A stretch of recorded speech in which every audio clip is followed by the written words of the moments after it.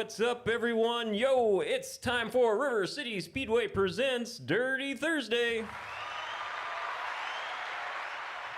I'm Dale Coulis filling in for John Roberts. Actually, John Roberts is just off camera here. He thought he was going to be doing beats, but maybe not. So, but he may jump in here off and on throughout the show like I would usually do off camera. So just doing a little swap around. But we got a packed studio today. Joining me is co-host Stephen Lewis. Hey. Hey!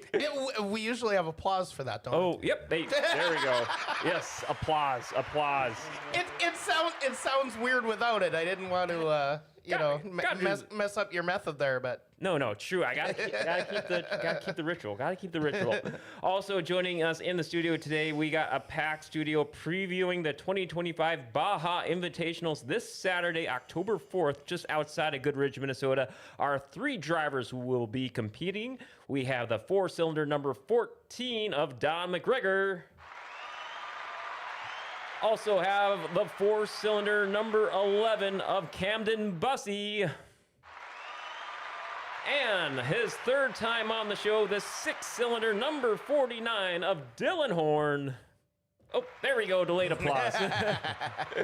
Triple the applause with triple the guests here. If you have questions or comments, please interact with us on the show, either in the live stream chat or call or text in 701-213-0863. Already see we got a few people texting in. First person texting in or commenting in is Corey Litton, beating Nick Curtis by 4/100ths of a second. Woo!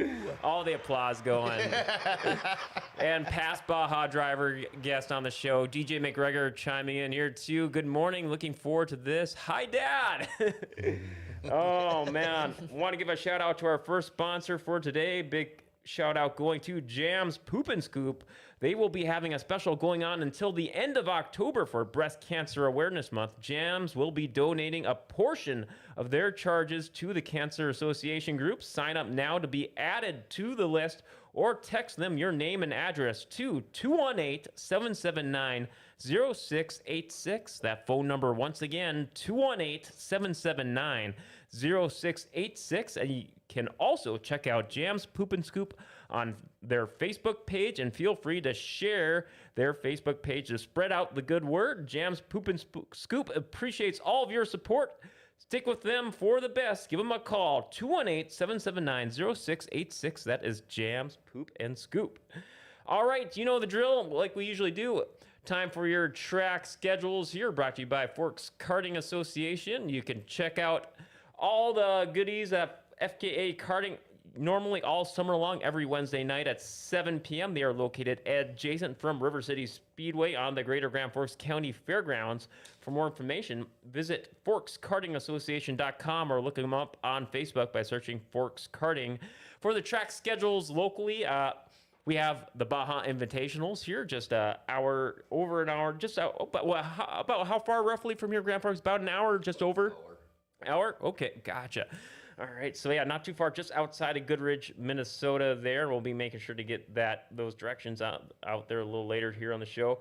Also, I guess the next closest, Stephen, will be Ogilvie Raceway. Yep, that'll be their fall classic. That's an FYE event, and so Ogilvie is about the only game in town for anything that we kind of normally talk about or whatever, Wise-O to Wise. So I would assume a bunch of our late model modified guys and B mods, streets, and whatever will be there. So I guess with such slim local pickings, I want to give some love for the national circuits here. World of Outlaws, Williams Grove. Yep. And NASCAR with Xfinity, Truck, and Cup Racing all going down to Charlotte. Their big weekend there. They're in the playoff modes. Is that Roval? Or is it the... I want to say it is a Roval. Yeah. I think so. Yeah. And then ARCA, they're having their season finale at Toledo. Okay. I looked at the entry list. No Amber or Bryce Hogeberg racing there, unfortunately. And then I guess F1 at Singapore. So, yeah, there you go. You know what the ironic thing about them being at Toledo this weekend is yesterday was 3 years ago that we lost Rick Eshelman. That was one of his where he started. So, it's kind of neat that they're there this weekend. So No, yeah, I've been seeing your posts on it there. Yeah, just one of the greats, one of the greats. Yeah. Oh man, and Steven, I see you got a nice little I'm gonna note. break the habit at some point, but come on, man. Like, what? Yeah, whatever, dude. I told you I was gonna give you a hard time about it. Yeah, whatever. Steven getting a nice note passed from Mr. John Roberts off camera here. So we got some comments coming in from the chat there. Camden, your mom, giving you a little shout out there. I gotta love that, right? Yeah. All right, getting a hello from Jennifer there. Also, Kaylee Breidenbach. Steven, you're alive. I haven't talked to you all week. Hi, Dale. Are either of you guys coming to Fergus next week? I was thinking about that yesterday. I was just like, I've been kind of radio silent this week or whatever. But yeah, I am. I think I'll do Fergus on the Saturday. I did both of them last year and commuted back and forth or whatever, but is that like a Friday, kind of, Saturday thing for next week? Yeah, so the reason why I don't get to, and I don't want to turn anyone off to an event like this or whatever, but now you've planted the seed in my head. Anyway, when you do the heats on one night and the features on the other, I like the double program deal where you get 2 complete shows, kind of thing or whatever. Oh no, the seed is planted. Fun little inside jokes. We gotta love it. Yeah, now we're just gonna do it all the time now. No, but yeah, so I've always been a big proponent of the double show kind of thing. Instead of the heats one night and the features the other. I mean, I understand the format for that, with the sites you saw. Yeah. Mostly that. Well, when you have so many cars, it makes sense, you know. But if you can only make it for one night instead of 2, I also understand. Let's do a complete shows both nights. But for sure. Yeah, both pros and cons. Yeah, I got to get the dates lined up. I know if I do make it, it'd probably be just a Friday. But yeah, I got to see how the schedule looks next week. But I am assuming by her commenting in that Kenna's going, so... Oh yeah, I saw them at the cart. Yeah. Saw them at the cart banquet last weekend there. I guess that's all I got for the go-kart update. Is that they had their end of the season banquet at the Eagles there at East Grand Forks. So it was great seeing everyone one last time. Tried to have a quick chat with as many people as I could there because I'm like, oh, this is a good chance I'll be seeing almost everyone for the last time for probably 6 or 7 months. So it was just a great time just trying to catch up. That's why banquet season's so important because it's the last time you get to see folks until, you know. Same with unless you run into them at the hockey game or something or, you know, that kind of thing. But same with the River City Speedway staff party on that was Saturday. Great. That was great. Yeah, that was really neat. You, John, Nick Curtis. Yeah, that was my that was only my second one since you know, in the last 5 years. And yeah, so I always got invited to it, but I was always in Texas or somewhere else back in past years. But yeah, it was just nice, and Donnie and them do a lot of heavy lifting to get door prizes for everyone. Oh my gosh, a truckload, literally. Scotty making sure there's food there, and yeah, so it's just a neat deal for all of us to get together. And quite honestly, we get so busy on Friday nights, you end up meeting people that you didn't even realize you worked with, you know, at the same place at the same time. So yeah. It was a great day to kind of wrap up the seasons with both go-karts, River Cities last weekend. There, gotta love those banquets. One more comment from Kaylee there. I agree. Wish it was a 2-day, 2-show weekend, but it's somewhere to race. We aren't ready for the season to be done. I know I heard from them at the karting their rest of the season plans. So be on the lookout for their social media pages to see what they have in store for you. Roger Fuller saying hello, guys. So one more weekend with Hotfoot, apparently. Oh, you never know. Stay tuned to their social media. Kenna Rommel Racing on Facebook. All right, jokes my neighbor tells me, cannot overlook this. Good way to help get things rolling here. So here's this, I guarantee winner of a joke. Guarantee winner of a joke. Here we go. What do farmers wear under their shirts when they are cold? What do farmers wear under their shirts when they are cold? A harvest. Oh. Oof. No. Yay. Okay. I will accept that. All right. Well, we'll take it. We'll take it. See, Dylan, Don, Camden just give me glares. They're just giving me glares. Oh, man. I see some more comments rolling in. Mike, I'll make sure I'm getting it. Is it Reber? Burger, yep. Okay. Seems like it. I find it great that you have the youngest and oldest four-cylinder Baja race car drivers on the show today. Hey, how about that? We cover the full spectrum here. You guys going to be around on Saturday? Well, I think Steven and I are planning to go to the Invitationals here this Saturday, actually. We'll be talking about... Preliminary plan, yep. I should be there. Definitely looking forward to it. I had a blast announcing at it last year. I know you guys will be talking about it here later. Special announcer in store for this Saturday. I'll looking forward, but without further ado, let's introduce our esteemed guests here today, one at a time. To my go ahead. Oh, whoops. Yep. Right in front of me, his third time on the show. He is a six-cylinder number 49, Dylan Horne. Dylan, how are you? Not too bad. How are you? Doing fine. And then to your, to your right and on screen to his left there, as alluded to by Mike in the chat, the oldest driver of all the four cylinders, or wisest. Let me say, correct myself, wisest, right?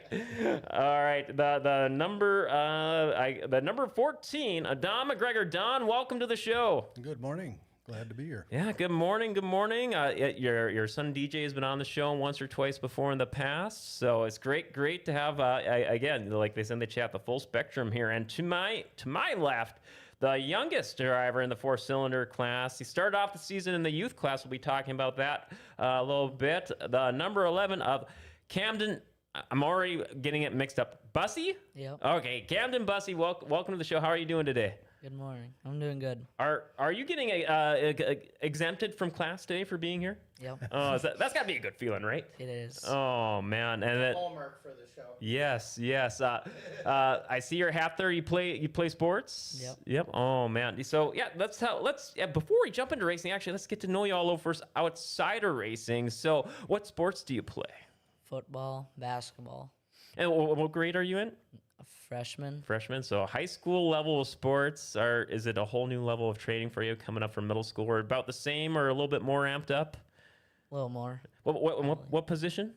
Like corner or running back. Corner or running back. Oh gosh, Ironman football.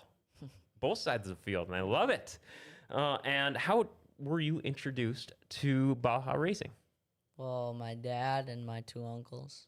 Dad and two uncles, were they like, hey, just come in and just check this out at the track? And were you just watching for a couple of races and then? I watched for my first 2 years. And then in 24, I started.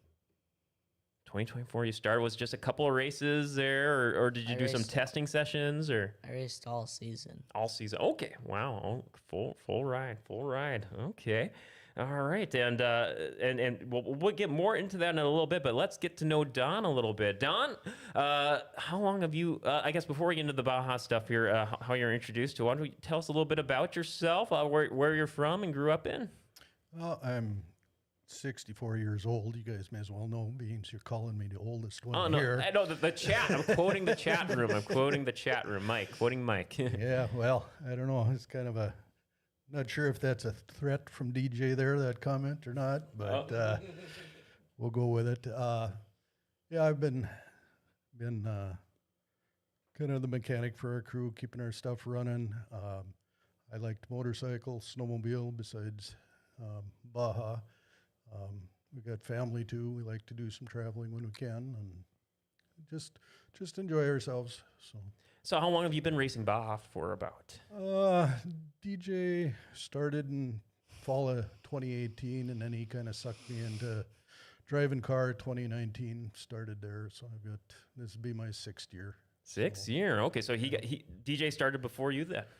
Yeah, he kind of decided he wanted to try it out. He had an old 2-wheel drive pickup he drove in high school, and we set that up for rear-wheel drive, and off he went. I think this is the first time. Stephen, please correct me. That I'm used to, being like the son is introduced to racing from the dad, but I think this may be the first time it's been flipped on the show.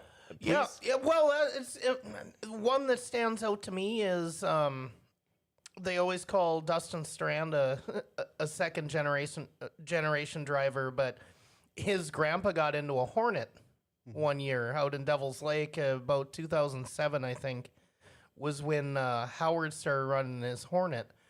But he watched Brian race for years and dominate in the late model and the modified, and then Dustin got into it, and then Howard was about all of 70 years old when he got in the Hornet, and ran for a few years out at Devil's Lake there. So, but yeah, so every once in a while you see a kind of the role reversal kind of thing. So Okay, yeah. And do you get any interesting feedback from the fellow drivers there on the track there, or other people out there being like, hey, wait a second, or people be like, oh, wait, why are you picking our brains? Shouldn't we be picking your brains? Or do you get anything interesting like that at the track a little bit? But I guess now 6 years into it, you're just all up to speed like with the rest of them out there. Oh, I don't know. I learn something new every day, it seems like. Got good guys to follow like Dylan and Mike and Kiefer and those guys, they've been at it longer than I have, so I can always learn something. I'm not too old to not learn anything yet, so. Absolutely, and yeah. perfect way to put that. And from previous, I re-listened to last year's Baja previews just to kind of get a little refresher. And just one of the things that really stood out from that last show was just how you guys are a big family out there, in the pits there. Not just, it's not just everyone's off in their own corner just getting ready to race, but if you guys need a spare part or just a spare advice, just a learning tree, let's hear some tips for the track today. You guys are always out there to help each other's back. So I imagine you guys can only just vouch for that just from your race day experiences all past seasons. Oh yeah, we're all out there. We're all good friends. Sometimes it might get a little heated occasionally, but everybody cools down a little bit and has a good time. We're certainly willing to help each other anytime. We get together a little bit socially, so that's nice. Created a lot of new friends and a lot of good times. That's what I like to hear. It's like a big race family. I guess speaking of race family, I see you got some of your Baja family chiming in there on the chat. Brody Reber saying, oh yeah, we will be there. Carson Kind, sup, little bro. Roger Fuller, it's nice to see that the kids get their own class. It started last year. My youngest brother and I tried to get the okay from my parents, but they won't allow him to. Just give the friendly little nudges. Eventually, maybe you get work some little middle ground there. Candace Marie Ness saying, hello, follow Bahars. Kareem, past guest on the show. Hi, boys. Roger Fuller, Dylan, and Kiefer gave me some tips on my sister's car, which I thank them kindly for. So, Dylan, let's switch it over to you here. Enlighten us here. As Roger Fuller, you and Kiefer gave him some tips there for the sister's car. How did that come about? Just pretty much anybody that asks for any kind of pointers on their car, I'm more than willing to give. The better the competition, the more excitement the crowd's going to get, the better I'm going to have to race to stay ahead or keep up with people. And I think the last Baja show we had when Hogan Lundin was on, he mentioned how you specialize, if people were looking for the Baja class thing, a separation from bush racing, the addition of roll cages, that you specialize if people are having troubles. I have no idea what to do. That they said you have helped numerous drivers help install roll cages there. That's got to be a great way that people can lean on you to help them out. Yeah.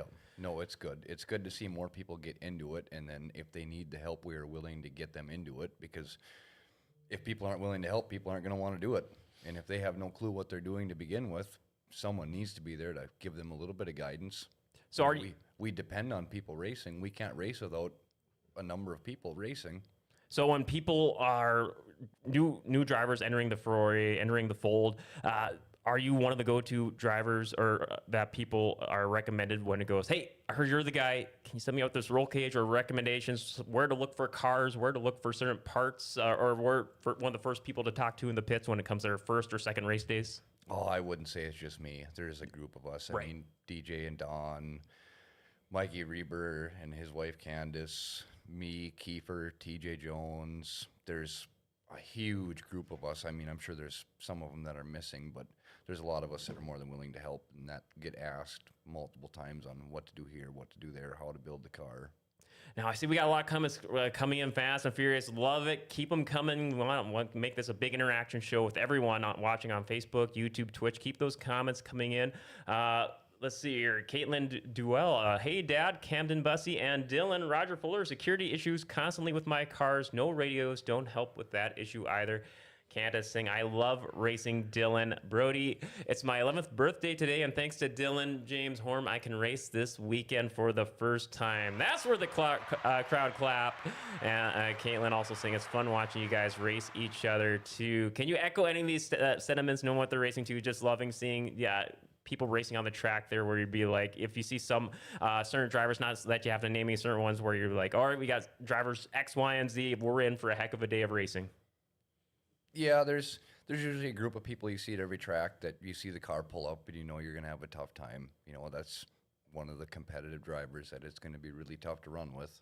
But that's everywhere, and that's what makes it fun. You have to have the competition. If there's no competition, you don't feel any kind of reward winning when there's nobody behind you. If you don't have to battle with someone, there's no point of it. Don, Camden, same question to both of you. When you pull up for your races each day there, you could be like, oh, hey, this is this person I usually run neck and neck with. Here we go. Oh, we got a way more packed field than we usually do. Camden, I'll throw it to you first here. Is there a certain race day atmosphere when you especially now that you're in a now with a 4-cylinder class there, where you're like, all right, here we go. It's race day. I see all competitors X, Y, and Z are here. Let's go. Yeah, like Booger, he's like really fun to race with. And then Dylan, I raced in the same heat with him like all year, and he was right behind me, pushing me. It was pretty fun. Yeah. Don, same question to you. Yeah, I enjoy that when you pull up and you see even when there's people you haven't seen before, it's kind of, what am I going to be running against here? Is this guy good? Is he not good? Is he safe? Is he not safe? So it's always kind of an adventure every time you go out there. And I guess you think about it a little bit before. Once you get on the track, you kind of forget about it, and you're just doing the job of driving and hope you're doing good. Enjoyed racing with Mike Reber a lot. I always know my back end is going to get several love taps during a race. So Rubbing is racing, right? So Steven, I don't want to leave you out. Is there anything you want to follow up on from these opening bouts of questions here? Not really. There was kind of one Camden. I don't remember or what. Here we go again. I don't remember, but were you one of the ones that Kiefer made you draw when he was running at Greenbush this year? Yep. Redraw or just pill draw? No. So when Kiefer got to the draw shack in Greenbush this year, I don't think anyone drew for him more than once, because he was just looking for someone that was like, I don't need an 80, I don't need a 90 tonight or whatever. Need a good luck charm. Yeah. So he was just trying out different people, and I was trying to remember what you drew him. I don't think you were the good luck one. Yeah, it was me. Was it you? Yeah, Was it you? I drew a 9. Hey! Oh, you were. Okay. Oh man. Yeah, I was trying to remember. I was like, the face is looking familiar now, and yeah, he tried for weeks. He tried different members of the family every week, and yeah, so yeah, you were the one that got the single digit. Okay. Yeah. And so he kept you drawing, right? No, I kept going on What? to different people. Oh, I guess that must have just been his theme for the year. Yeah. Yeah. There you go. So we got a ton more comments coming in. Heather's saying, Roger, do you need me to yell at your dad and say, let the kid race? Nicole Kruger, hi, Camden. So proud of you from Nana. Camden, you got a lot of fans joining in. We like to see that. Roger, haha, I'm not sure Hudson would take it. He loves driving the Ranger, but I feel like he would be scared being right with the other kids. Terry Blacklands, question for Don. At his age, how in the world does he keep considering the amount of a beating it takes to race Baja? He's not getting any younger. Don, question for you. No, actually, surprisingly, I'm pretty comfortable in the car. I don't get beat up too much outside of Middle River one year. Last race, I got punched in the door and fractured 5 ribs. So Ooh. laid me up for a little bit, but I've been in a wreck before, non-racing wreck, where I fractured 3 ribs. That is no picnic, but 5. yeah. That was, fortunately, it was on the backside, so it wasn't the worst. But yeah, I healed up okay. Next season, ready to go. So You know, it's just, you know, like here's a dated reference. The wrestler Diamond Dallas Page, he just taped up those ribs for like months and months and months, and he just got back in the ring. But see some more questions coming in. Roger Fuller, as in corners, he would be scared to get tapped or door dings, etc. Oh, man. Do you feel the heat sometimes for a question for the table when you feel drivers just maybe right on your tail or a certain corner and be like, oh, this corner, in back of your mind, this corner, I don't know. A certain moment from this season from any of you, jump on in, anybody. It's every track. You come into every track has its corner where you know you are probably going to get tapped. You don't really have enough separation with the guy behind you. You know it's coming. Oh, yeah. You're just bracing for it, hoping you get out of there clean. You kind of have that driver's intuition where it's like, all right, just brace. Don, Camden, same for you. Yep. Yeah, you know, especially that first tight spot, you know, you're coming into it, and somebody's going to whack you or hit you, and you just kind of, like Dylan said, you brace for it and go with it. I see another question coming in by JP Sweet. Make sure to ask Dylan what's it's been like helping his dad get back into racing and what it was like for him watching. And then unfortunately it cuts off. I can scroll down a little bit here. Dylan, I'll get that ready here for you here, but feel free to start it off here. Oh, it's been great. He took probably 10 years off of racing. He's the one that got me started in it 9 years ago, but he took a good 10 years off. He started me out. He didn't race for a long time. I found him a car last fall, actually, off the Grand Forks police auction. Old 98 Pontiac Bonneville. Just spotless. Should have been put back on the road. There wasn't a spot of rust on it. And then his first race last year, I brought him to Badette. He took second for $1,200. He ended up coming out of there with 8. And he led the whole race until the final corner. I was just seeing the rest of that question. Watching his dad hold the field off in Baudette this summer. How many drivers did he have behind him? So then this summer, they put up $1,000 for each class. Oh gosh, big payday. He won his heat with Kiefer behind him. Oh man. And they were right neck and neck the whole time. There was no separation between them. Then the feature came out. I made the feature. My dad made the feature, and Kiefer made the feature. I was pretty busted up, so I ended up finishing 4th, and I was quite a ways behind the pack, but I pretty much got a front row seat to watch my dad take it. He had Kiefer right in his back door the whole time. Never gave him an inch, and as far as I know, he is the only one from Little Fork, which is where I'm from. It's the second guy to ever win Little Fork in Badette, or win Badette from Little Fork. Oh, wow. And they keep a plaque for their fair race every year. So there's only 2 guys from my hometown on that plaque yet. And we're only 45 minutes away. That is worth a crowd applause. Holy, that sounds like that's got to be extra special. It is. And I've been racing there twice as long as my dad has been. And the best I've done is second. So getting to see my 59-year-old dad kick some beat butts. the hell out of all the kids. It's a pretty good feeling to see he still got it. Oh gosh, heck yeah, legit, heck yeah. Some more comments come in. We love this here. Candace, yes, rubbing is racing. Roger responding to her saying, I'm afraid for him to get the roughness, and that's exactly what worries my parents, but rubbing is racing. Chandler, classy. Racing with these guys is always a blast when my tires stay on my car. Mike, Don, I have a little blue paint for you, LOL. Steven, throw it to you here. Yeah, this next one I'm not sure about. Go ahead and read it. Mercedes is saying, Steven, we should get you in a car. Steven, you ever pondered dabbling with some Baja racing? Oh, man.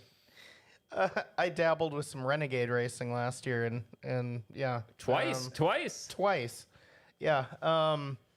I was just thinking, these guys talking about rubbing his racing, and you can't rub in the Renegade. There's no rubbing an open wheel, you know. No leeway. Yeah, so I mean that's one of the things that would be so much different about it.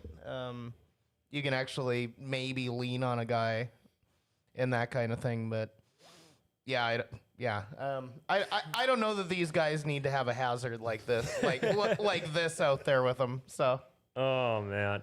Candace, I have 2 dislocated ribs, not from racing. I made sure I was still out there with wrapped ribs and all.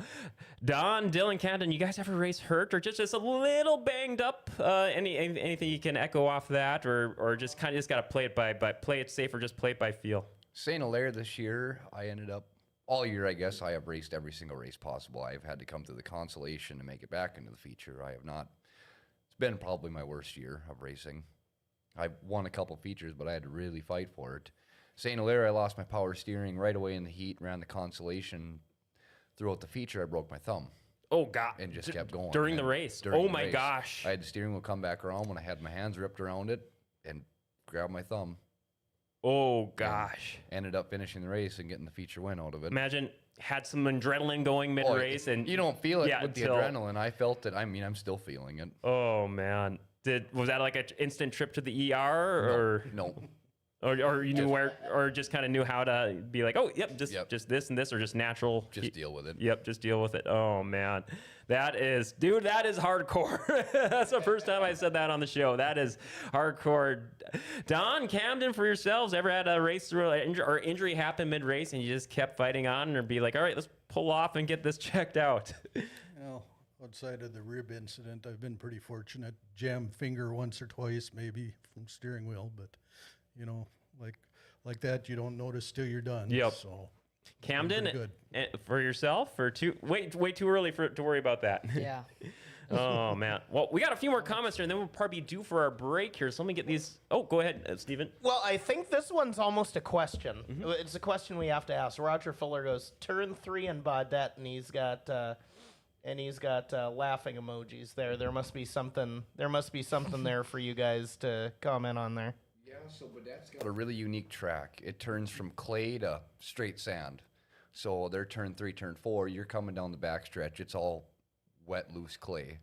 I've gotten really good at setting it up.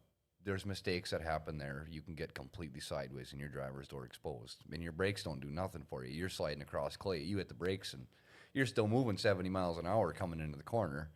Well, Roger got sideways and I barreled into him as fast as I was going. Oh, no. I hit the brakes and there was nothing else I could do anymore. Yeah. It was the last lap. I watched his curtain airbag go off into his face. Oof. And then I got really freaked out. If it wouldn't have been checkered lap, I would have been stopped right there, making sure he was all right. Right. Yeah. He ended up being all right. His car was a little twisted up. Oh, man. Just good. Visually looking scary, but thankfully not actual driver scary. I was in the car that hit him, so, I mean, I felt it, and I knew right away. I was like, this could be bad. He does not feel good. Oh, man. I knew he wasn't seriously hurt, but I knew the kind of hit that I put on. I was like, that is not good. Wait, and to have that instantly on your conscious while on the last lap. Oof, oof. Let's get through these last. Steven? I do have a quick follow-up there. So you remove the glass and you put in roll cages and all that stuff. But you don't take the airbags out? That's not a thing that you guys did? I just, that's just a legit question. Like, I'm not making fun of it or whatever. No. So we, and I'm sure Don and DJ and their crew do, we take every airbag out. And if they don't come out, pretty much every GM car underneath the passenger seat, there's an airbag module. You just unplug that thing, they're never going to go off again. Okay. Or you can just, if you can't get the airbag out, just blow it up. Just hook some jumper wires to it and blow it up, cut the bag out. Yep. Boom, boom, boom. All right. See a few more comments here, and then we'll hit our break here. Cracked 2 and dislocated a hip in a car accident. It hurts. I can't imagine it now. I was young when it happened. I'm old now. That does not sound fun, even at my age. Very well said there. Brian Horne, kids ain't making it easy on me. Oh, man. Heather replying to Mercedes, I watched Mercedes in Badger a year or two. Kyle Ream can bring one to Grand Forks for you. Oh, hey, there you go, Steven. Roger Fuller, well, and no, I'm not mad at him. Got hit on the driver's door pillar this summer. Was out for the rest of the day to watch my sister, the second in Baudette. Roger has a rough time this summer, but all good, not mad. And then Heather, Roger's dad, Chat, and Nolan still have done dumber stuff. I promise this. Oh, Oh man! All right. Well, we love all these chat and comments coming in. We'll be right back. More Dirty Thursday brought to you by River City Speedway to come.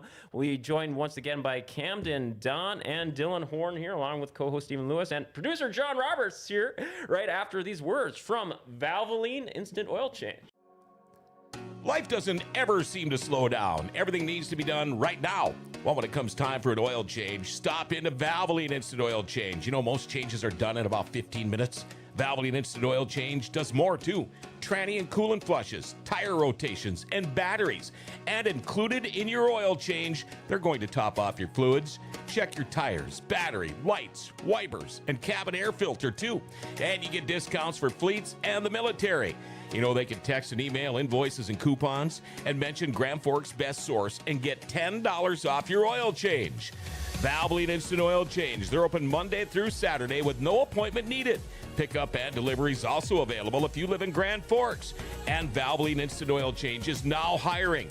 If you'd like to join their team as an assistant manager, customer service rep, or lube tech, stop in to find out more. Valvoline Instant Oil Change for a complete oil change and more. They're at 3325 South 38th Street or call them 701-780-8462 and make sure you tell them Grand Forks Best Source sent you. All right, we are back on GFBS Dirty Thursday brought to you by River City Speedway. See, we got a comment from John in the chat there. I broke 9 ribs and punctured a lung 2. Sucks. John, you've had a litany of things over the years. Not fun, but we all keep soldiering on for the love of racing, right? I think we need to get a merch that says the 80s was tough on me. Yes.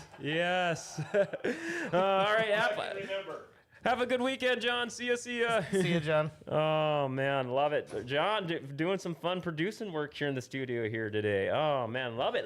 Big racing and GFBS family here all helping out. Role reversal kind of thing. Like, Yeah. I always just get to sit here. Oh, Like, man. I don't ever have to produce or anything, so I'm good. See some more comments rock and rolling in. Let's see here.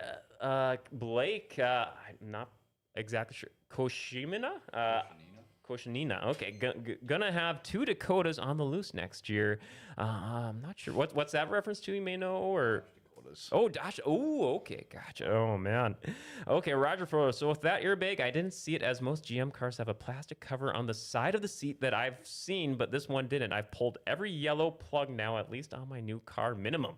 Heather, yeah, but John was in a plane crash. To be fair, yeah, that does instantly. Safe to say that racks up the some of the injuries there. So, yeah. All right. So, got a couple of questions here before we jump into previewing the Invitational here.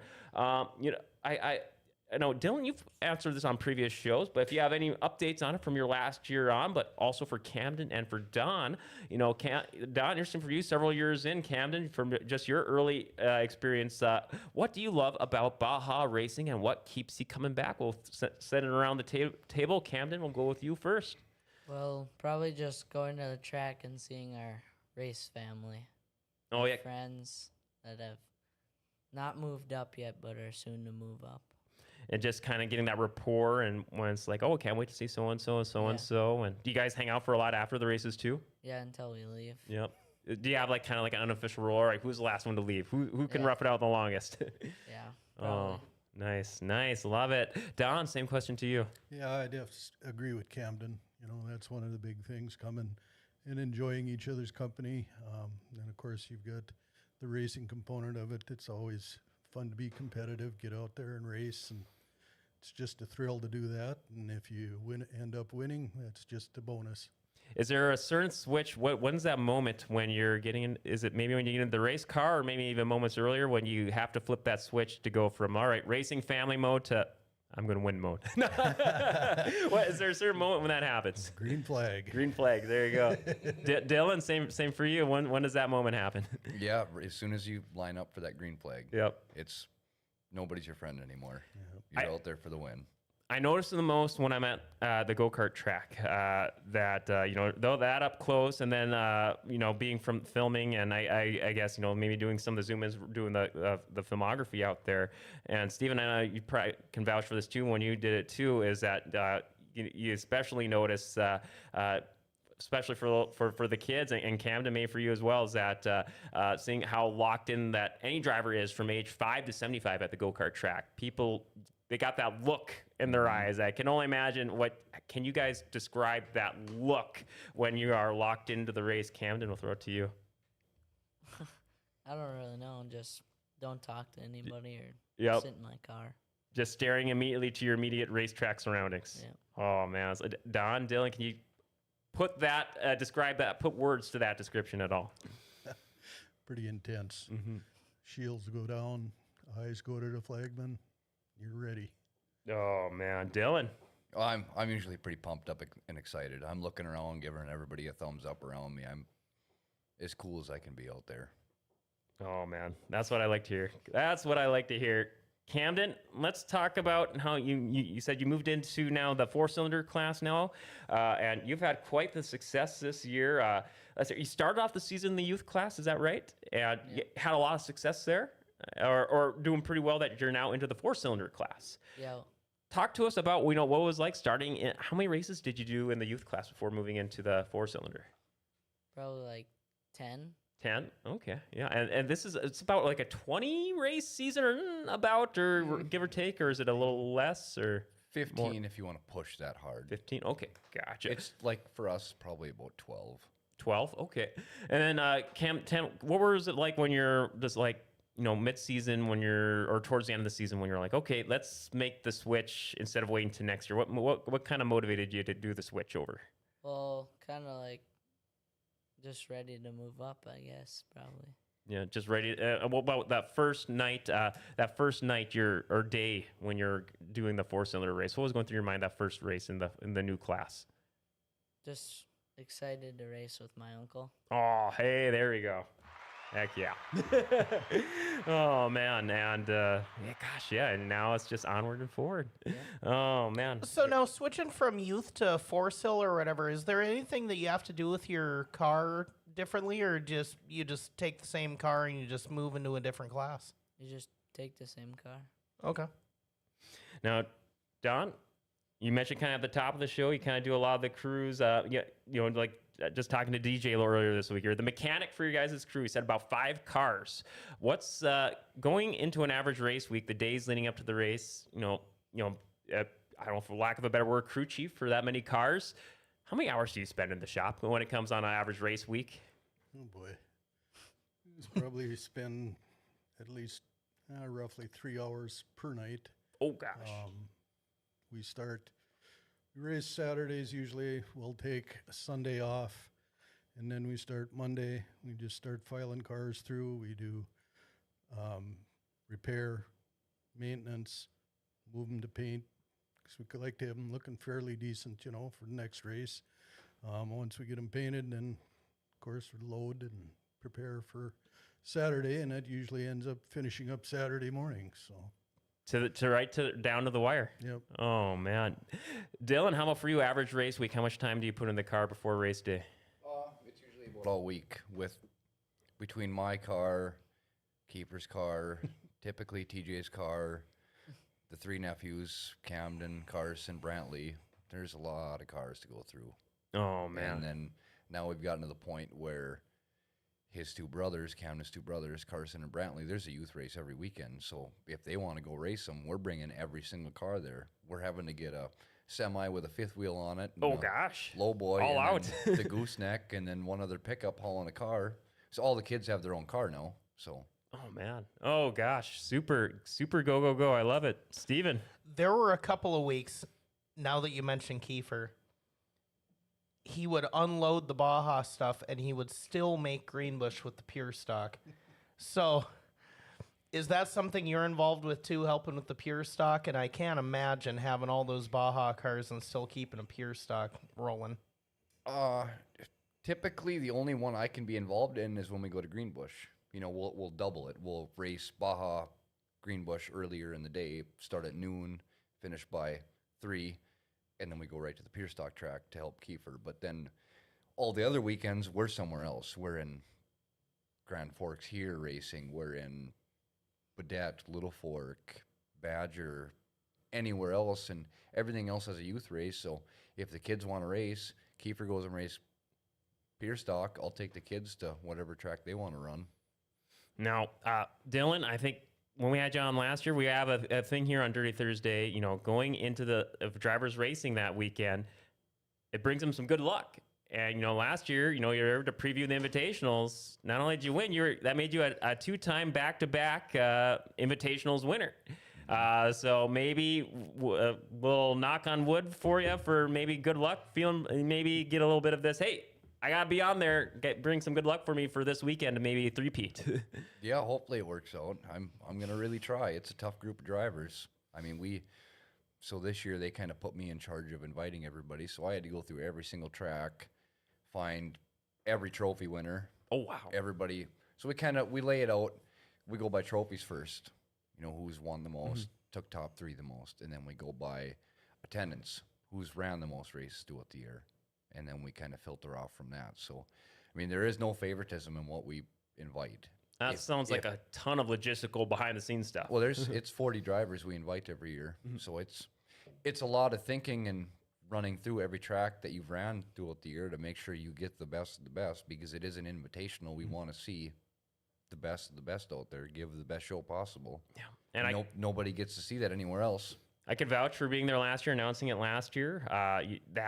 It was a great show. I think, was it the only time of the year you guys did qualifying, or did you do that also like sprinkled throughout other races throughout the year? So only for the Invitational do we do qualifying. So that makes it extra special. You know, like any other race we go to, your heats, it's first come, first serve. There's no pill drawing for your heats on where you line up, like it would be for circle track. So for the Invitational, we do the qualifying. If you run a better lap time, you get a better spot to start. And that was DJ's idea to begin with. So, I mean, that's, in my eyes, that's the fairest way you could do it. You earn your spot all the way through. So, like you said, best of the best will be there. Go by the results. You do your due diligence to make sure who's invited is the best of the Baja racers in the region. Some more comments coming in. Blake, it's a shame I have to work and can't race Invitational. Canada, super pumped for the weekend. 2 of my boys will be racing as well. Kiefer Kynes, it's just you in the car, right, buddy? Who's that directed at? Camden. Yeah. What's Kiefer? Little inside joke. Like when we line up, he just tells me to drive my car. Oh, it's yeah. just me and my car. Oh, there you go. That's that. I could dig that. That nice little mentorship there. Yeah. And for those that don't know, Kiefer is your father, correct? Yeah. And hey, Dylan, Don, any certain words of wisdom, little race mantras that go through your guys' head, maybe when it comes right before the green flag drop timers, just like little racing tips that you keep in mind on an average race day? Well, I just want to thank our DJ, Dylan, Kiefer, TJ. Those guys have put a lot of work in to put this together. You know, you were talking about keeping track of the logistics and all that other stuff. Plus, they're doing the racing. Plus, they're taking care of the race, setting it up, getting the sponsors. Those guys have put a lot of work into it. And, you know, I'd also like to thank the fans that show up. That just adds to the enjoyment for us drivers, too. So. Yeah. Get a big crowd. Yeah. Yep. Great crowd at last year's Invitationals. Yep. Yeah. Dylan, how about for yourself? Certain race day mantras? You know, I just try to remind myself I keep my head on a swivel. I'm not the only guy out there. I got to be aware of everybody else and do to others as I would want them to do to me.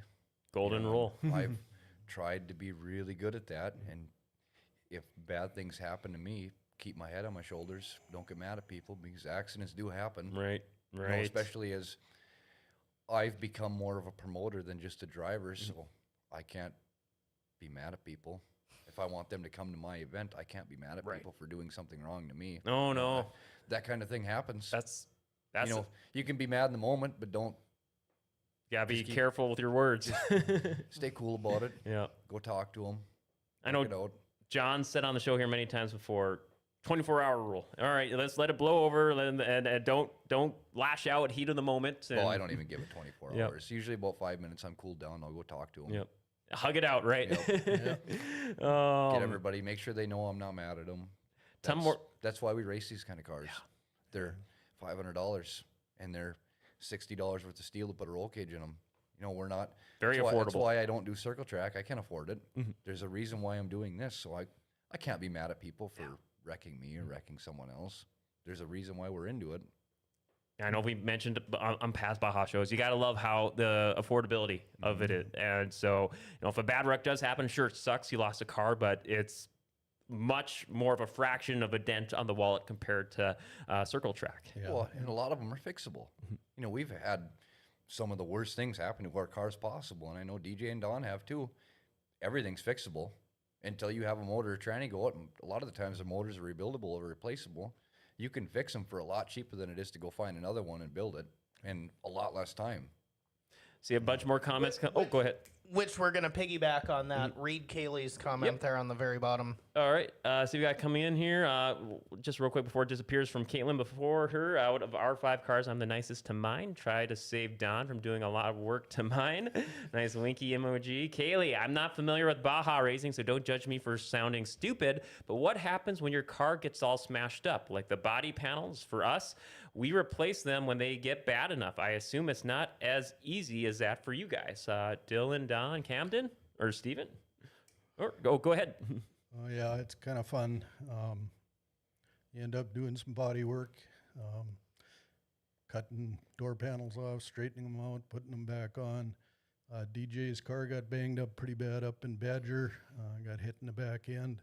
So you kind of do the wood technique. You chain the car to a tree and you get another vehicle with a chain and you hopefully straighten the body out enough so it's functional. And talk about crafty. Yeah. Oh, man. It's kind of redneck, but it works. Hey, whatever it takes. Whatever it takes. Oh, man. Oh, gosh, some more comments coming in. I love this. Lucas Jordan, obviously not the best racing there. They forgot about me, but I race in central Minnesota. Heather, how do you get lap times? Do you guys use transponders? Nope. So we have his mom, Jennifer, and 2 other girls, Lily Kynes and Dalen Kynes. They sit on, would be the start-finish line with just the phone timer, essentially. Whenever you cross, we have 2 tires out there. As you seen last year, they're painted white. As soon as they cross them, that's when the time starts, and as soon as they leave them, that's when the time's done. Back to roots. You might be a couple points off, but it's pretty accurate. Yeah, you guys are very well within reason.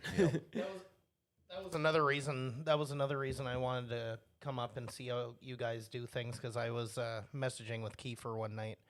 He was asking me advice, and having not been to a Baja race yet, there was only so much information I could give him because we are different enough, kind of thing. So I kind of can't wait to get up there and just see and try and help out a little bit. As far as just trying to help out, that kind of thing. So, but yeah, I figured it was more or less kind of a stopwatch kind of thing. So, gotta love getting these details here. Some more comments coming in from Chandler Classy. I can't thank Don enough for taking nearly a whole day during the fair to help me get my car's motor swapped so I could race the next day here in Warren. Where he could have been doing other stuff, they are always willing to help. You took a day out to swap a motor. Holy, during the fair day. Yeah, Chandler got in the car to race and it got damaged. Frame got damaged on it. He had another car that the motor had went on. So he wanted to race in Warren, so we took a little bit of time. We pulled motor out of one, put it in the other one, and got him going for Warren. So big. That is, wow. That people will remember that. That's where like I said, big racing family earlier in the show helping each other out. That just speaks to that in spades. Mike Crotty, hello, listening from Grafton. Kyle Ream, yes, it is. Craig Mackhart, any clips or highlights? Yes, we do have some photos coming up here in just a little bit.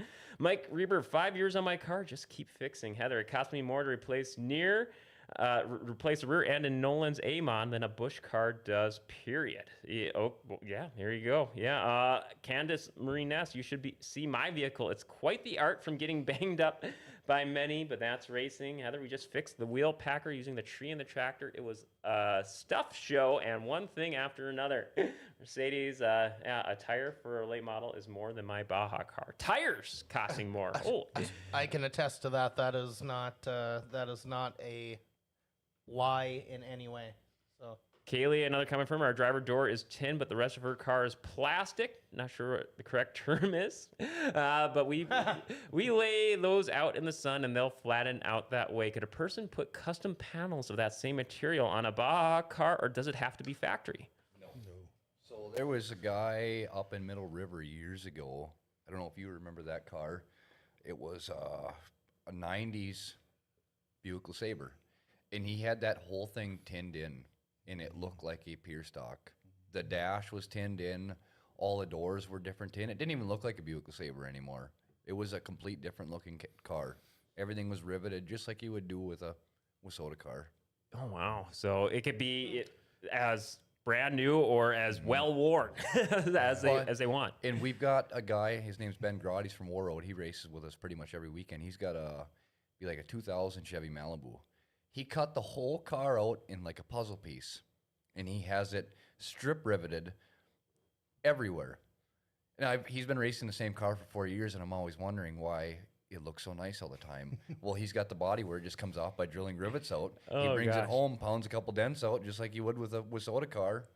Just hammer it out there. Hammer it out, roll it out, put it back on the car, rivet it back in place, put some new paint on it. It's good to go again. Oh, it's a little duct tape, a little shine. And then we've got Matt Gustafson. He's running that Saturn.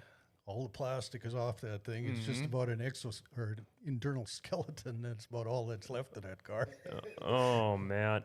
See a couple more comments here, and then I probably want to make sure to touch on the nationals or invitationals here. So Heather McDonald, composite panels. Roger Fuller, was that car black?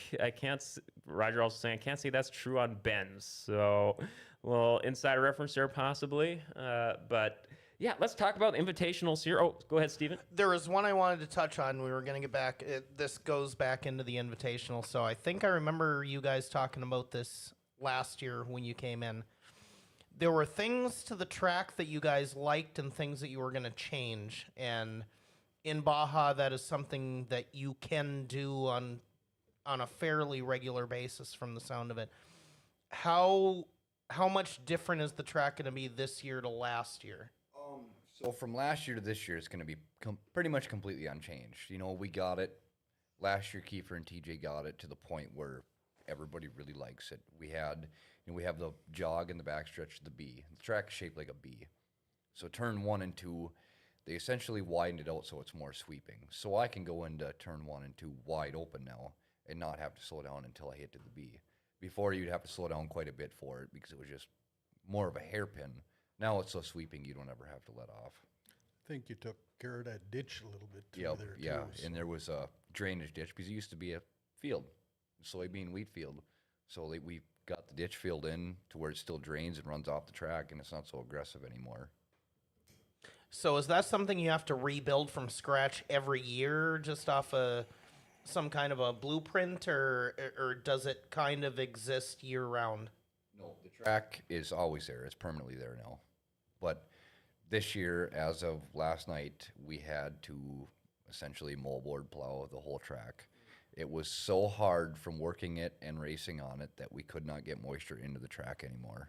No. Or it was just the way the track was last year, and you've seen it. It was like a circle track. There was no dust. It was straight tack. It was all the grip you could get.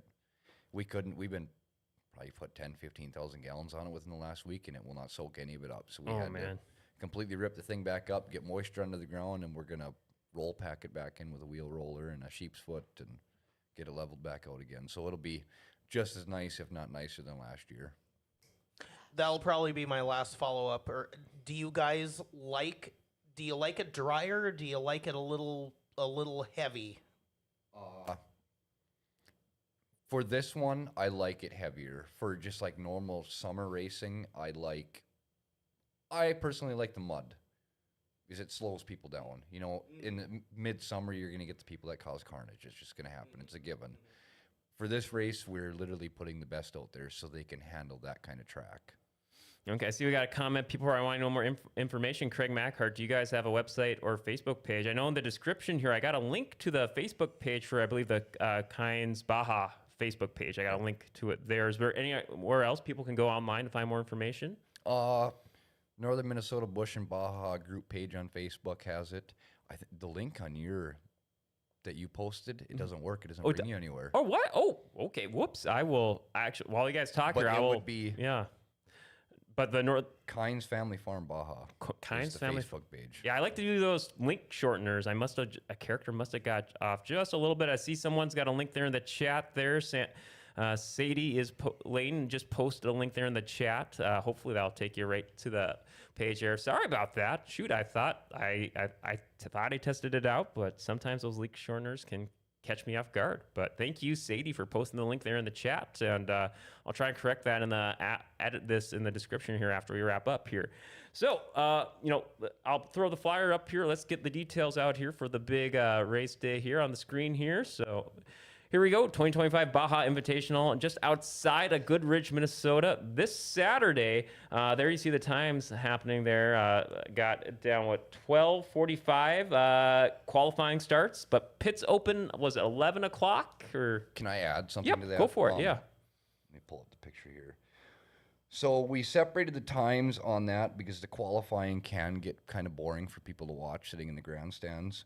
So the actual heat races and features start at 2 o'clock. 2 o'clock, yeah. We're starting the qualifiers at 12:45. So if you don't want to be there just to watch the qualifiers and sit that whole time, you are more than welcome to come at 2. The gates will stay open for that. Well, it's good to get that distinction We out had there. some complaints last year that the qualifiers were really boring to watch, so we wanted to try to separate that this year, make it known. No, that's good too. You want to make it special at the same time have qualifying, but then a lot of people want to come there to see the racing, and It's fun for us as drivers, but the crowd might not like it. It's not racing really. It's just you're watching someone drive by themselves around the track. Right. It's not watching it myself. I don't think it's that enjoyable, but I like doing it. I like the aspect of it. yeah, I know. And on the announcers end last year, I tried to do my best to sprinkles in some jokes or some little references and all that too. But everyone, we give it our best, make it a fun show all the way around. But there you go, 2 o'clock. You said for about heat racing starting. Yep. Get a good time. Recommend to get out there for. And now for location. Now it says Goodrich, Minnesota on the flyer there, but it's just outside of it here. I got this located off I believe the social media listing. Kynes Family Farm is located just 3/4 of a mile north of Highway 1 on 280th Avenue, which is about 3 miles west of Goodrich, Minnesota. Does that sound accurate? Yep. Yeah, so there's right on the end of the gravel road, right off the highway, Highway 1, there's 3 pretty new grain bins sitting right there. And then there will be a Baja car sitting there with a banner on it to show people where to go. I know, speaking of Baja cars, I think one great promotion you guys have is Skyview Drive-In. Is a car still? I believe a Baja car is still out there right when you turn into the drive-in. Yeah, they've got a little Volkswagen Beetle sitting there, but Skyview is one of our sponsors. So. Oh man, love the Skyview Drive-In. I try to make it out there a couple times a year. I think I hear they may be open. Try and sneak in one more showing this weekend actually. But 5 classes out there: 4-cylinder front wheel, 6 and 8-cylinder front wheel, all engine rear wheel, outlaw class, and a youth class front wheel. Now, youth class is an open invitational. Is that at least it was last year? Is that still the same for this year? It's still the same thing. We're running it different this year. Because the youth is our backbone. That's what's going to make the sport continue to go. So we are running the youth with everything else. Every other track we run youth heats, youth feature right away. We want youth to be a part of the main show because they are just as important, if not more important than us. Camden, I'll throw it back to you. I'm sorry, I know it's been a little while since got to you here, but you said you did the youth racing out at the Invitationals last year. How big did that mean to you to race Invitationals last year, and how much does it mean to you to race it now in the 4-cylinder this year? It's gonna be different. Yeah. It was really fun last year. The heat was a little slimy, and my brother was in first, and I was in second, and he went outside, and I got him on the inside. Youth racing, I mean, you guys ran a pretty smooth show. I think, if I remember, you got the youth racing all out of the way first. I think you did the heats and features, I want to say, back-to-back last year for the youth, and then before moving to the adult classes. Is that similar format for this year? Nope. So it'll be youth heats first, and then 4-cylinder heats, 6-cylinder heats, rear-wheel drive heats, outlaw heats, and then we'll run right to our features. It'll be youth feature, 4-cylinder feature, 6-cylinder feature, rear-wheel drive, and outlaw. Still get the kids wrapped up at an earlier time, being the first ones out there, so can't go wrong with that. But they get to be a main part of it. They get time to do anything to their car that they need to. Oh, yeah. Think about what they did wrong, if they can improve somewhere. make them a part of the main show. That's got to be special. Cam, do you still know a bunch of drivers still that are going to be doing youth racing or still that are just super keyed up for this weekend? Yeah, Ray Serinsky, Lincoln, my brothers, Carson and Brantley, and Liam Ness, Brody Reber, and Tylis, and I think there's a few more other kids that I'm missing. Yeah, just I'm sure to see them all again there for a big full day of racing. You and just aside doing all the prep work for it this week, you got to be super stoked. Yeah, I am. Oh, I can just see it on your face, man. You're ready. You're ready. All you guys are ready. I love this. A few more comments coming in here. Let's see here. Roger, I could say that's true on Ben's. Mike Reber, Dents are just memories. I still have the one in my hood from when I first met DJ. Been good friends since.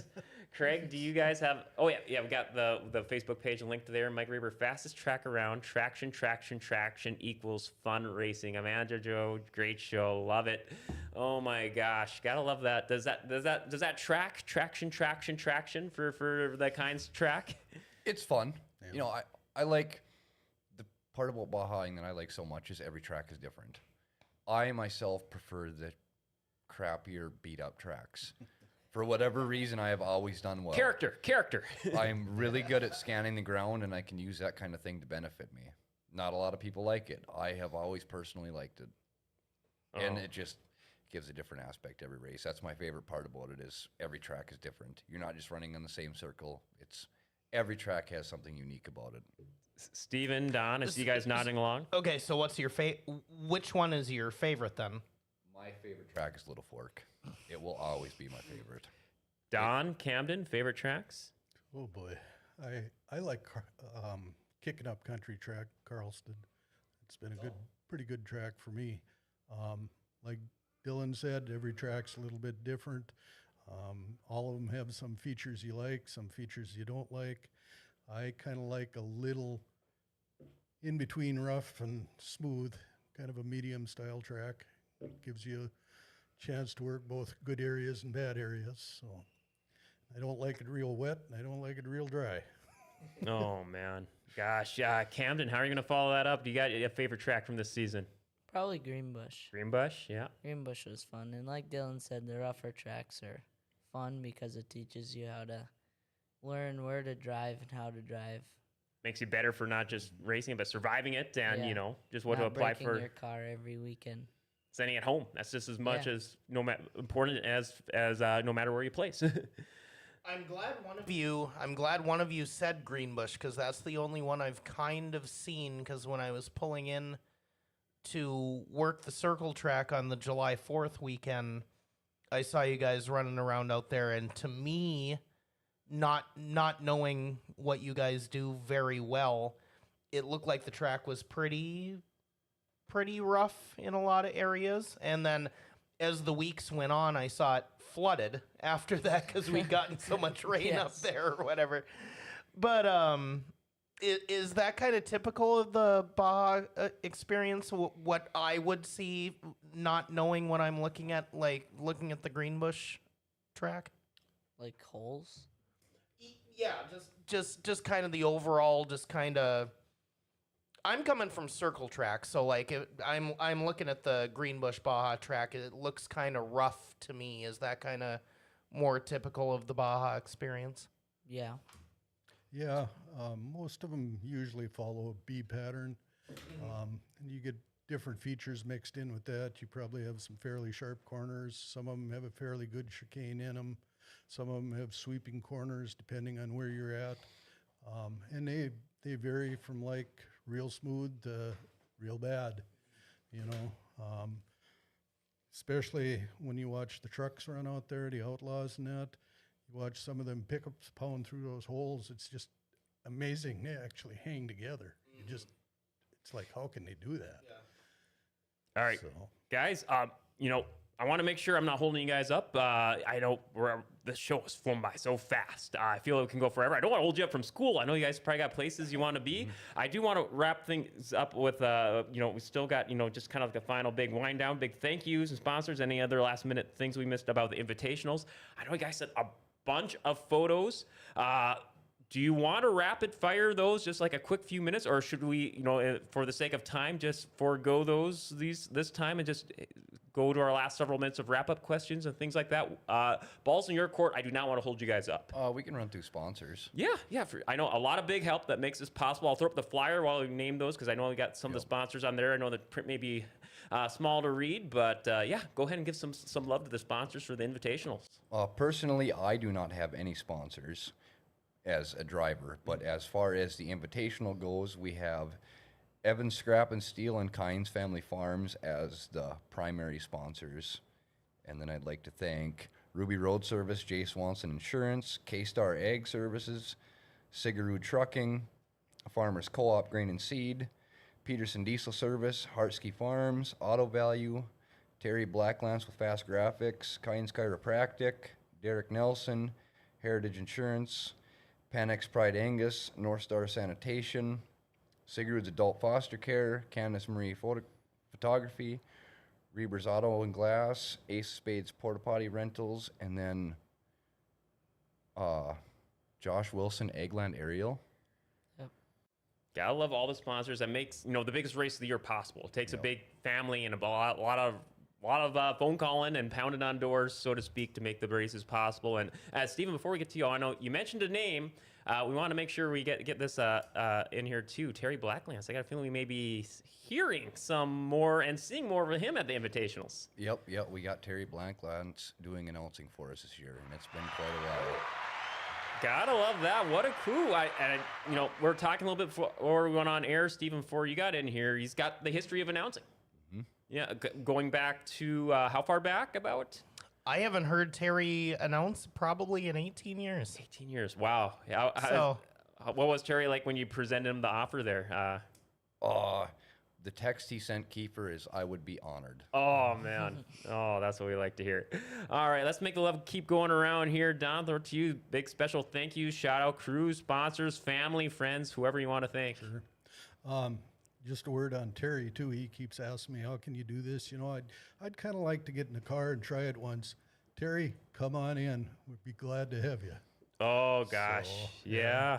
And then just kind of on the side of sponsors, we've got a fair amount of sponsors for our team, and we really appreciate the support. Our main ones are Top Hog. They've been with us from the beginning. They've been very good. We have First Road Construction, Rusty Nail, Kenny's Flooring, Skyview Drive-In, Kent Bennett Farms, Tygeson Construction, North Country Car Crushing, DBK Archery, and then we've got a whole bunch of other smaller sponsors too. So that's been really good. And I'd just like to tell everybody we'd like to see you on Saturday, and glad we can do this for you. Oh, love it. And speaking of sponsors and other help at the Invitationals, I meant to ask that I believe you guys will have concessions for sale too, in case people want to know, hey, will there be food or beverages for sale? Yep. We have Broadway Station Chance. Will be doing all the concessions. There you go. Zelia, there you go. Bring your appetite. Bring your racing fandom there. You guys will have everyone taken care of. Camden, big thank yous, special shout out, sponsors love you want to give to for your racing. Evans sponsored my entire car and roll cage. Kynes Chiropractic, Harshki Farms, Ruby Road Service, and Kynes Family Farm. There you go. Maybe I'll read one last batch of comments. Sorry if I missed some. Thank you guys so much in the chat. This has been some of the busiest chat rooms we've had. Chat's been nuts. Yeah, you guys have been bringing it. Dan Wisco, you guys put on a great show all summer long. Keep up the good work. Hope to catch more than 2 of these shows next year. Can people contact you in the off season for tips on building a car? I have 3 friends too serious about getting into it. Who to contact? Any of us, really. Yeah. We're more than willing to help. All right. Any of us that you have really heard a name today, we are more than willing to help. Or anybody you keep track of that does good or is willing to help, anybody's willing to help anybody. Safe to say people can probably find you guys easily on that Facebook group page linked in the chat. And I'll make sure to update the link here too in the description for this episode on Facebook and podcast apps. So. Even just putting a post on that Facebook group and asking for advice or help, even if you think it's stupid, there is an abundance of us that will help you. Never a dumb question. No, there is never a dumb question. Oh, I think that broke up. Oh, there we go. All right, there we go. Now we got it. Yeah, and that Facebook group is called Northern Bush and Baja Minnesota Racing. Yep, Northern Minnesota, Bush and Baja. Okay, Northern Minnesota Bush and Baja Racing. All right, a couple more comments. Candace, glad to be racing the last race of the season with the Baja family. Richard Stewart, so sad I'm going to miss the race this year. I'll be back soon. Lucas Jordan, Little Fork was pretty neat. I believe I think I said Terry announced there just a little earlier. Lucas Jordan, my best track is McLeod County Fair in Hutchison, Minnesota. Jim Nelson, what is the admission price for the fans? I think $10. I think that's what I got here on the flyer here. 12 and under free. Yep. 13 and up $10, and a pit pass for $15. Yep. Can't go wrong. That's a bargain right there. Very affordable. In that sport. Yeah, and then let's see here. You got Mike Reber. You got to come watch Kiefer's track. It's a blast. Brian Horns. My favorite track is Lake of the Woods. Kyle giving his his vote of confidence. Mike Reber. He announced Middle River a few years back for Terry Blacklands. Oh. Mercedes, also our firemen. Yes, big thank yous to the fire safety crews. Of course, cannot deny them. Roger Fuller, most of us can give a heads up what to do on building cars. Kyle Ream, we will help all. All right, before we wrap up here, is there anything we missed? Anything you guys want to go over? I know we're running a bit longer than we usually do, but we cannot thank the chat for this.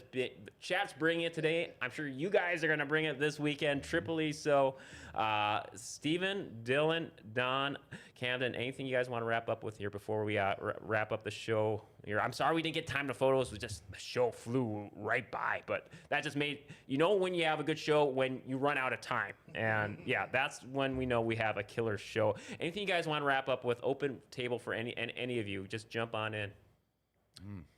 Just once again, thanks to the sponsors for putting this on and helping us with it. Look forward to seeing everybody in our group there on Saturday. And I look forward to fans coming out and seeing us because, like I say, that adds a lot to the program. It adds a lot to our drivers' enjoyment as well. So.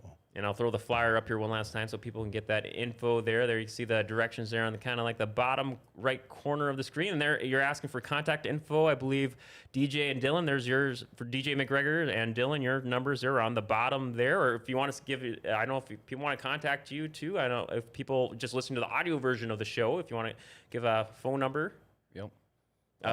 218-324-0550 is my number. And then DJ's, I guess I can't see that far. DJ's is 218-686-9711. All right, there you go. If people want to know more about Baja, there you go. There's a number on the screen. Dylan, Camden, Steven, anything to wrap up with here before we wrap it up? Dan, we're only as good as our guests. So. Oh, yeah, that's right. Dale and Steven, great job today. John's job security. Oh, no. Great guest, too. John was a backup producer here, filling in for me producing here. You and I have gotten to the point where we're kind of the October guys or whatever. This is this is actually before we sign off. This is my year-anniversary being on the show. Oh yes. On a regular weekly basis. So that's pretty cool. Yeah. Not that I'm Chad in any way, but it's just fun to be here. Show would not be the same week without out. So yeah. Well, 1 year anniversary being here every week. I gotta say, you no longer does that make you disqualified from having the all-time guest record then? Or? Oh, I disqualified myself the first day I got it. Yeah. Like, I came in here that October a year ago, and he's just like, well, you're just gonna keep showing up, right? And I was like, well, I guess so. And I stopped that at 18. Amanda's got that now. Brad's right behind her, so we'll see going forward who ends up being the most tenured guest or whatever. So, oh man, yeah. All right. Well, with that, Steven, Camden, Busse, Don McGregor, Dylan Horne, thank you guys all for coming on here today. This has been thank you. Yeah, this has been. You guys have been phenomenal. Sorry again for not having time to get over photos, but that's again, we got a great show. This a 5-star job all around. You guys check it out. The Baja Invitationals happening just outside of Goodridge, Minnesota this Saturday. Race qualifying starting at 12:45, racing starting at 2 p.m. You got to be there. Steve and I are most likely going to be there. We're planning on being there, and it's going to be a big crowd. Their biggest race of the year. Check it out this Saturday. 2:00 racing starts. Want to wrap up the show by giving a big shout out to our friend at Rumors Bar and Grill, just located in the Grand Cities Mall. They're open every day from 11 a.m. to 2 a.m. I cannot get my thing to go over to get the prompts on screen because the signal is just cutting out on me. Wait, here we go. Here it is. Actually, nope. I'm going to find this. I am going to... there it is. Hey, there we go. Success.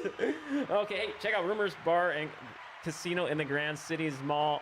Wall-to-wall TVs, UND Sports, your favorite teams on TVs. Open every day from 11 a.m. to 2 a.m. You can bet on the horses, play bingo, try your luck with charitable gaming. Thursday dinner specials every day. Dinner specials every day of the week. Dinner special tonight, $7 sandwich and the side. A couple big announcements for Rumors. Catch the bus today to Hailstorm and Lindsey Sterling at the Laris Center. Bus leaves at 5:30 p.m. It costs $5, and you get a free drink coupon on the return ride back. So you pretty much earn your money back. So you can't go wrong with that. Catch the bus over to the Laris Center concert tonight at Rumors Bar and Casino. And Rumors will be open this Sunday at 8 a.m. for the Vikings game. And breakfast will be available as well at Rumors Bar and Casino, located in the Grand Cities Mall, open every day from 11 a.m. to 2 a.m. And with that, we will wrap up today's show. Make sure to tune in tomorrow on Grand Forks' Best Source for our brand new Icky Ichabod's Weird Cinema at 9 p.m., where they will be reviewing the Al Pacino classic Scarface. You got to check that out. With that, I want to make sure to give a big thanks to special producer John Roberts and our guests, also co-host Stephen Lewis, and our guests Dylan Horne, Camden Busse, and Don McGregor. Make sure to like, share, tag, subscribe, and follow GFBS on all the social media, podcasts, and streaming apps. And make sure to pound that notification bell to receive the alerts for whenever we go live. Yo, the Forks are phenomenal. Grand Forks' Best Source gave them their identity back. Oh, one sec. It's going to be a little different doing solo. Here we